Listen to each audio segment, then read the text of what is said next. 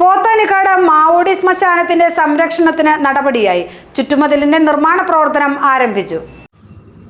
പോത്താനിക്കാട് ഗ്രാമപഞ്ചായത്തിന്റെ 3-ാം വാർഡിലെ മാവോടി ശ്മശാനത്തിന് ചുറ്റുമതിൽ നിർമ്മിക്കാൻ ജില്ലാ പഞ്ചായത്ത് 15 ലക്ഷം രൂപയാണ് അനുവദിച്ചിട്ടുള്ളത്. നിർമ്മാണോദ്ഘാടനം ഡിവിഷൻ മെമ്പർ റാണിക്കുട്ടി ജോർജ് നിർവഹിച്ചു.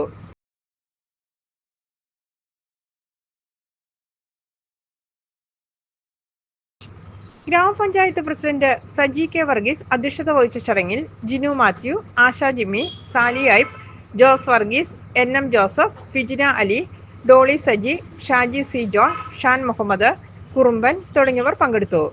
GTV news, Pothanikkad. Kothamangalam block panchayat ഇഞ്ചി വിത്തും മഞ്ഞൾ വിത്തും വിതരണം ആരംഭിച്ചു. 16 ടൺ വിത്ത് വിതരണം ചെയ്യുമെന്ന് പ്രസിഡന്റ് PAM ബഷീർ അറിയിച്ചു. പോത്താനിക്കാട് ഗ്രാമപഞ്ചായത്തിന്റെ 3-ാം വാർഡിലെ മാവോടി ശ്മശാനത്തിന് ചുറ്റുമതിൽ നിർമ്മിക്കാൻ ജില്ലാ പഞ്ചായത്ത് 15 ലക്ഷം രൂപയാണ് അനുവദിച്ചിട്ടുള്ളത്. നിർമ്മാണോദ്ഘാടനം ഡിവിഷൻ മെമ്പർ റാണിക്കുട്ടി ജോർജ് നിർവഹിച്ചു.